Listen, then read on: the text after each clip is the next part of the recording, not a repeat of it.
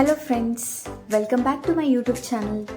ಇವತ್ತು ನಾನು ಹೋಟೆಲ್ ಶೈಲಿಯಲ್ಲಿ ಇಡ್ಲಿ ಸಾಂಬಾರು ಮಾಡ್ತಾರಲ್ಲ, ಆ ಸಾಂಬಾರ್ ಮಸಾಲ ಪುಡಿ ಹೇಗೆ ಮಾಡೋದಂತ ಹೇಳ್ಕೊಡ್ತೀನಿ. ಅದಕ್ಕೆ ಬೇಕಾಗಿರೋ ಪದಾರ್ಥ ನೋಡಿ, ಈ ಸ್ಪೂನ್ ಅಳತೆಯಲ್ಲಿ ನಾನು ತಗೊಳ್ತಾ ಇರೋದು. ಈ ಸ್ಪೂನ್ ಅಳತೆಯಲ್ಲಿ 2 ಸ್ಪೂನಷ್ಟು ಮೆಂತ್ಯಕಾಳು, 2 ಸ್ಪೂನಷ್ಟು ಉದ್ದಿನಬೇಳೆ, 2 ಸ್ಪೂನಷ್ಟು ಕಡಲೆಬೇಳೆ, ಹಾಗೆ 3 ಸ್ಪೂನಷ್ಟು ಜೀರಿಗೆ, 6 ಸ್ಪೂನಷ್ಟು ಕೊತ್ತಂಬರಿ ಕಾಳು, ಸ್ವಲ್ಪ ಕರಿಬೇವು, 15ರಿಂದ 16 ಬ್ಯಾಡಗಿ ಮೆಣಸಿನ್ಕಾಯಿ, 5ರಿಂದ 6 ಗುಂಟೂರು ಮೆಣಸಿನ್ಕಾಯಿ, ಹಾಗೆ 1.5 ಸ್ಪೂನಷ್ಟು ಗಸಗಸೆ. ಇಷ್ಟು ಬೇಕಾಗಿರೋ ಪದಾರ್ಥ. ಈಗ ಒಂದು ಪ್ಯಾನ್ಗೆ ಸ್ವಲ್ಪ ಎಣ್ಣೆನ ಹಾಕೊಳ್ಳಿ. ಎಣ್ಣೆ ಕಾದ ನಂತರ ಫಸ್ಟ್ ಮೆಂತ್ಯಕಾಳನ್ನ ಸೇರಿಸ್ಕೊಳ್ಳಿ.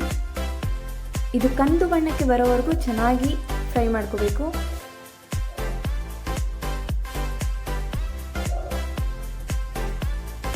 ತುಂಬ ಎಣ್ಣೆ ಹಾಕಬೇಡಿ, ಸ್ವಲ್ಪ ಎಣ್ಣೆ ಸಾಕು. ನೋಡಿ, ಕಂದು ಬಣ್ಣಕ್ಕೆ ತಿರುಗಿದೆ. ಈಗ ಉದ್ದಿನ ಬೇಳೆನ ಸೇರಿಸ್ಕೊಳ್ಳೋಣ. ಇದನ್ನು ಚೆನ್ನಾಗಿ ಹುರ್ಕೊಳ್ಳಿ. ನೀವು ಎಷ್ಟು ಚೆನ್ನಾಗಿ ಹುರಿತೀರೋ ಅಷ್ಟೇ ಘಮನೂ ಚೆನ್ನಾಗಿ ಬರುತ್ತೆ, ಹಾಗೆ ನಿಮಗೆ ಸಾಂಬಾರು ಪುಡಿನೂ ಚೆನ್ನಾಗಿ ಬರುತ್ತೆ.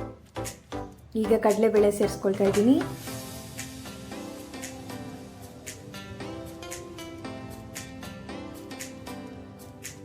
ನೀವು ಸೌತ್ ಕೆನರಾ ಕಡೆ ಎಲ್ಲ ನೋಡಿದ್ರೆ ಅವರು ಕಾಯಿ ತುರಿನ ಸೇರಿಸ್ತಾರೆ ಇದ್ರ ಬದಲು. ಆದರೆ ಈ ಕನ್ಸಿಸ್ಟೆನ್ಸಿ ನಿಮಗೆ ತುಂಬ ಚೆನ್ನಾಗಿ ಬರುತ್ತೆ. ಈ ಉದ್ದಿನಬೇಳೆ ಕಡಲೆಬೇಳೆನ ಹಾಕ್ತೀವಲ್ಲ, ಅದು ಒಂಥರ ಗಟ್ಟಿ ಕನ್ಸಿಸ್ಟೆನ್ಸಿನೂ ಕೊಡುತ್ತೆ, ಹಾಗೆ ಅದ್ರ ಘಮನೇ ಬೇರೆ ಇರುತ್ತೆ ನಿಮಗೆ. ಚೆನ್ನಾಗಿ ಕಂದು ಬಣ್ಣ ಬರೋವರೆಗೂ ಹುರ್ಕೊಳ್ಳೋಣ. ನೋಡ್ತಿದ್ರಲ್ಲ, ಈಗ ಕಂದು ಬಣ್ಣ ತಿರುಗಿದೆ. ಈಗ ಜೀರಿಗೆನ ಸೇರಿಸ್ಕೊಳ್ಳೋಣ.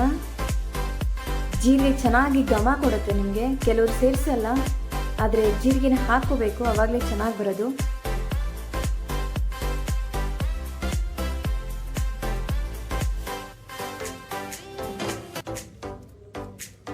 ಎಲ್ಲವನ್ನು ಲೋ ಫ್ಲೇಮಲ್ಲೇ ಚೆನ್ನಾಗಿ ಹುರ್ಕೊಳ್ಳಿ. ಈಗ ಕೊತ್ತಂಬರಿ ಕಾಳನ್ನು ಸೇರಿಸ್ಕೊಳ್ಳೋಣ. ಧನ್ಯ ಅಂತ ಕೂಡ ಹೇಳ್ತಾರೆ. ಈಗ ಚೆನ್ನಾಗಿ ಹುರ್ಕೋಬೇಕು.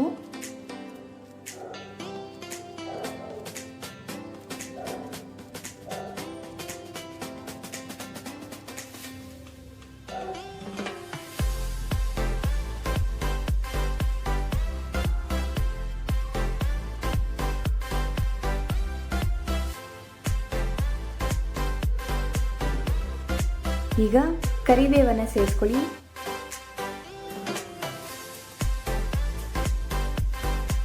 ಪ್ರತಿಯೊಂದು ಪದಾರ್ಥ ಹಾಕಿದಾಗಲೂ ಪ್ರತಿ ಬಾರಿ ನೀವು ಕೈ ಆಡಿಸಿ ಚೆನ್ನಾಗಿ ಅದನ್ನ ಫ್ರೈ ಮಾಡಬೇಕಾಗುತ್ತೆ.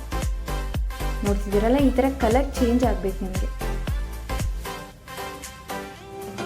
ಅರ್ಧಂಬರ್ಧ ಹುರ್ಕೊಂಡ್ರೆ ಚೆನ್ನಾಗಿ ಬರಲ್ಲ ಪೌಡರ್. ಹಾಗಾಗಿ ಕೊನೆಯದಾಗಿ ಬ್ಯಾಡಗಿ ಮೆಣಸಿನ್ಕಾಯಿ ಹಾಗೆ ಗುಂಟೂರು ಮೆಣಸಿನ್ಕಾಯಿನ ನಾನು ಇಲ್ಲಿ ಸೇರಿಸ್ಕೊಳ್ತಾ ಇದ್ದೀನಿ.